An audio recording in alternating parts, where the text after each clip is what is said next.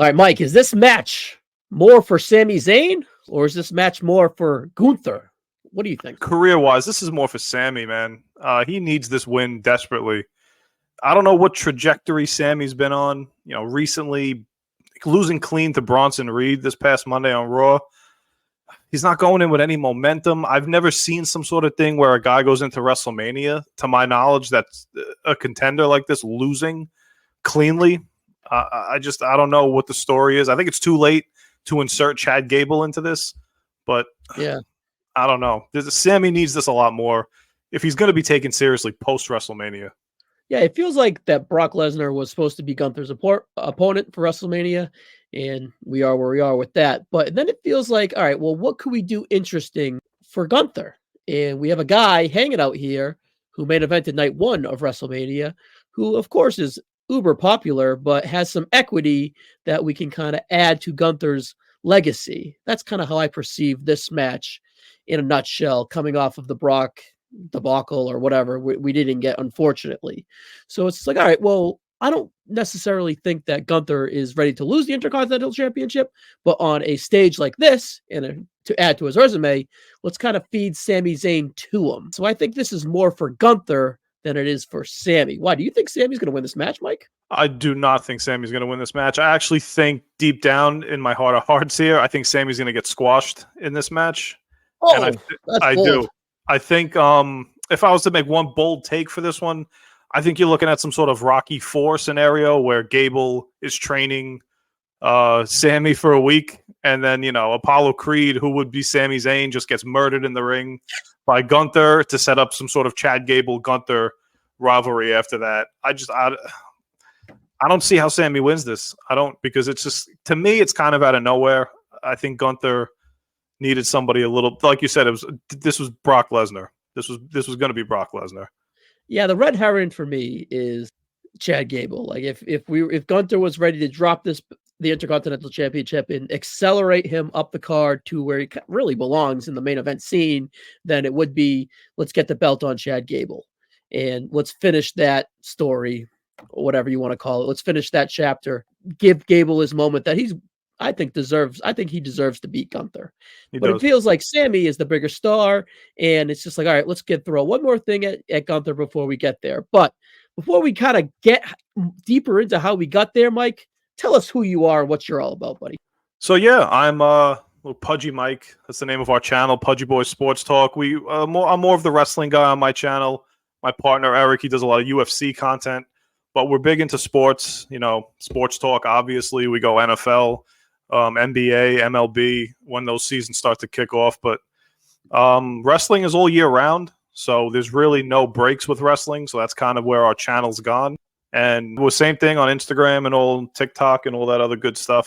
But, we're just trying to grow like everybody else and see how far we can take it. I feel like I had disrespected you, Mike, so I changed my name. I feel like I'm good to go now. Pudgy Ryan. Thank you so much. We appreciate that. I respect. I'm a man of respect, and that's that's how I show respect to you right there. Yeah, usually if I do this, I'm like the only pudgy one on the screen, but I appreciate that. Thank you.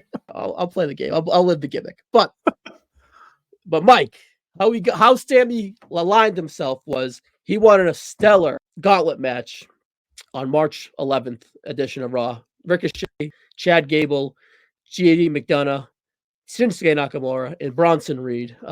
Gauntlet matches have been kind of a trope for WrestleMania season in the WWE the past 3, 4, 5, 6, 7 years, and this one lived up to the hype.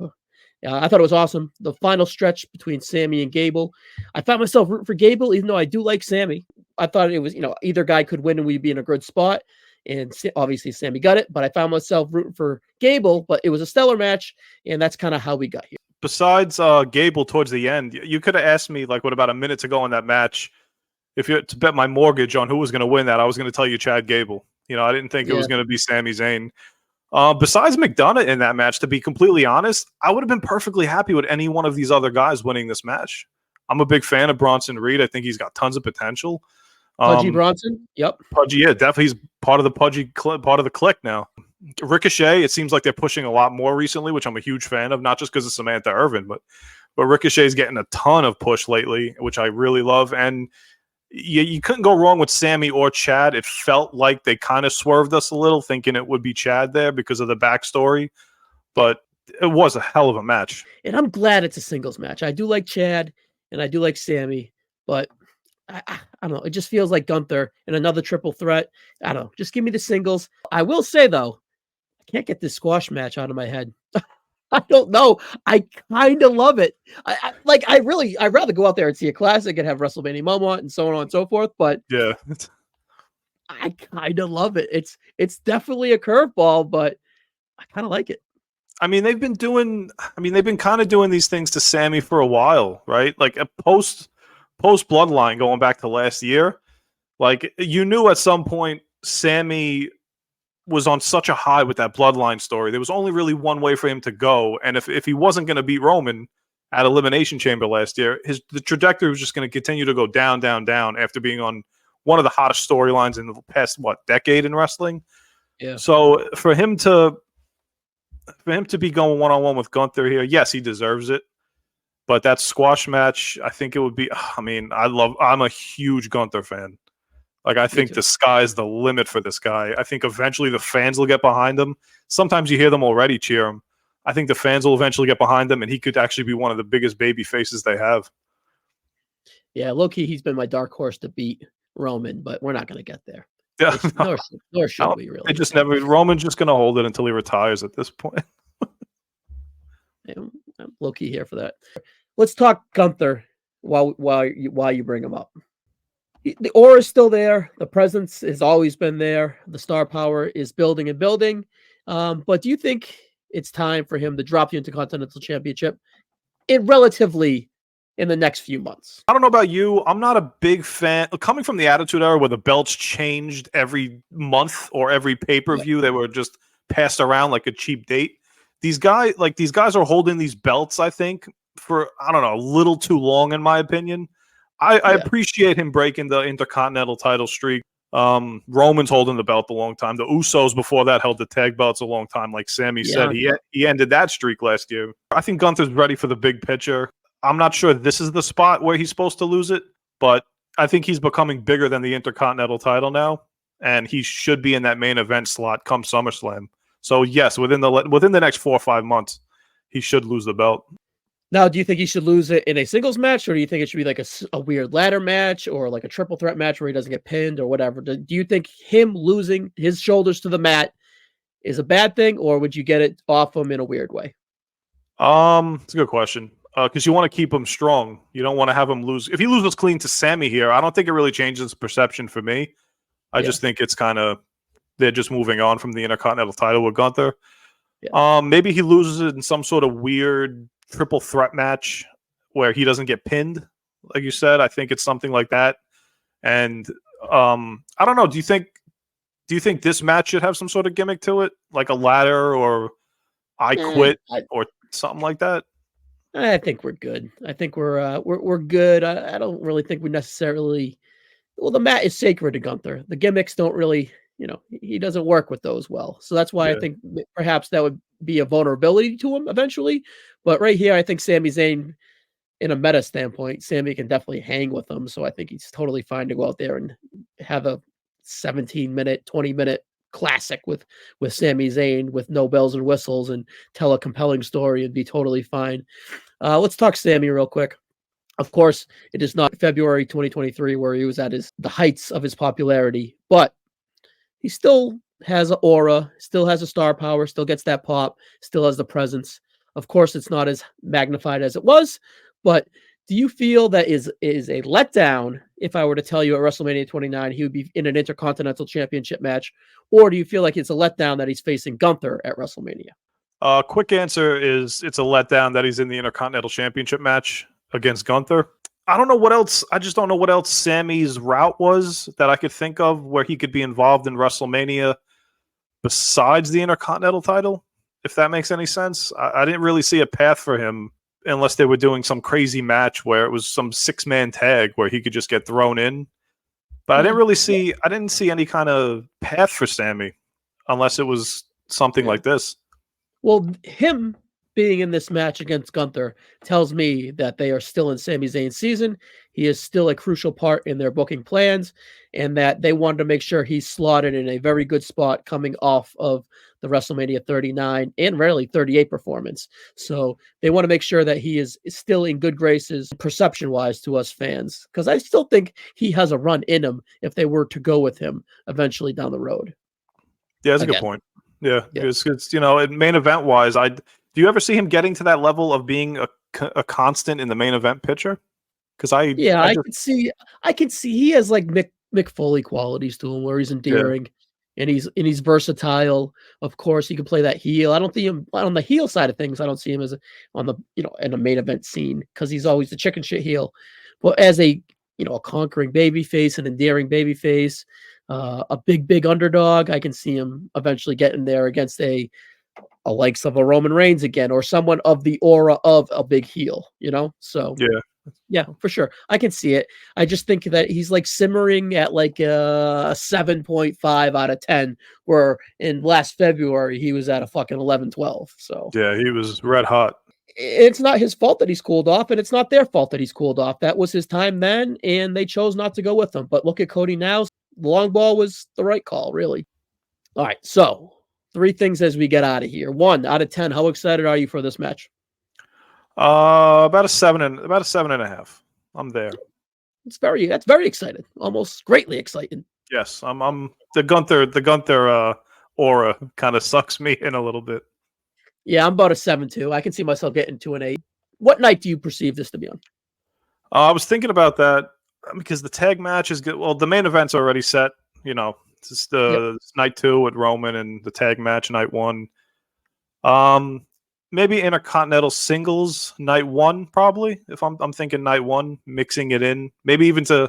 I don't know if they would kick off the show with this match. Ooh, that's a good call. Yesterday's preview, I did Rhea and Becky, and that was my kickoff for night 1. Let's kick off WrestleMania with a bang. These women have kind of earned that spot, so I do see openers being a spot. I can see this being a. Ooh, actually, I think Seth could open day 2 also. This is a tough spot. It's weird because there's so many title matches. I just don't know when they're gonna. And the tag match throws everything off. That's why it's so many men in that title match, that tag match. But this is what I said yesterday in the preview. I said he's got these long title runs that you talked about earlier, right? You got Roman, you got Rhea, and you got Gunther all over a year at WrestleMania. So it's like I can see Triple H ending one of them for sure, and I kind of think it's Cody. And then 2 of them, most likely. But 3 of them, no fucking way. He's not ending all 3 of them. I'd be shocked if all 3 are ended. If all 3 of them went. So I kind of think that we're only going to get Roman. I would pick Becky to win over Sami. I think it's a safe bet that Gunther would retain here. Now, if I could ask you a quick question, I just want to toss this really quick. Is there the slightest chance, because we did get a little bit of a tease a couple weeks ago, this is how you keep Gunther strong? Gunther beats Sami and Priest cashes in on Gunther for the Intercontinental title. Is there any chance at that? Do you think? There's been a precedence where the mid-card titles have been cashed in on before, and I think that's a really good spot. Now, perhaps he could even pull a Seth Rollins at WrestleMania 31 and insert himself in this match. And then we're talking like how we talked earlier, where Gunther doesn't have to get pinned and he can pin Sami. I think Priest and Gunther would be awesome. And that's how you could even transition Gunther to a babyface, potentially too, that you talked about also. That's a really good call, because you would think that maybe a vulnerable Seth Rollins on wrestling back-to-back nights, coming off the high of a WrestleMania main event, and then he's wrestling again the next night, that he might be physically vulnerable.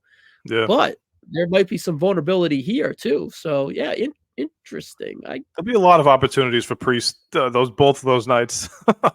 I think it's going to be a night after WrestleMania thing, but yeah, man, I would definitely, if we're at a pitching meeting and you throw that at me, I'd sink my teeth into that, and I'd pocket that, and we'll have more discussions about that, and probably storyboard that one out. I think that definitely could be a possibility for sure. So who's your winner, real quick, as we get out of here? Gunther. I think it's like Gunther. 5 minutes or less.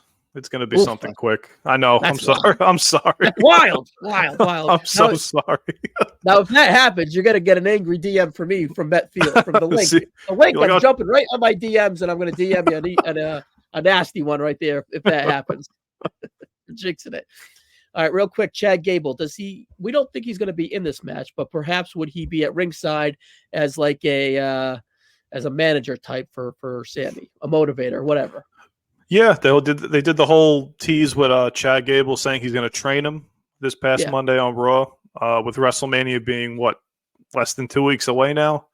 Maybe there's some sort of training montage on Raw this Monday, but I don't know. I don't know. Gable's not going to turn. He's not going to turn on Sami. There's really no story there for Sami Sami and Gable to go at it for a couple months, maybe. Yeah, compelling matchup. I think Gable he could help in case Imperium shows up down in the ring. Gable could be down there and balance it out a little. I like that. I dig that. All right, Mike, we're heading out. Thanks as always. Where can we find Pudgy Mike? You could find Pudgy Mike on the Pudgy Boy Sports Talk podcast. That is on YouTube, on this beautiful platform, and TikTok, Instagram, and that's pretty much all we have for now. It's because it's a lot to handle with just two people. As you know, it's a lot of stuff to handle, but we appreciate you guys having us on. Definitely, we appreciate this. We'll see you soon for a Rated R Superstar, buddy. Thank you.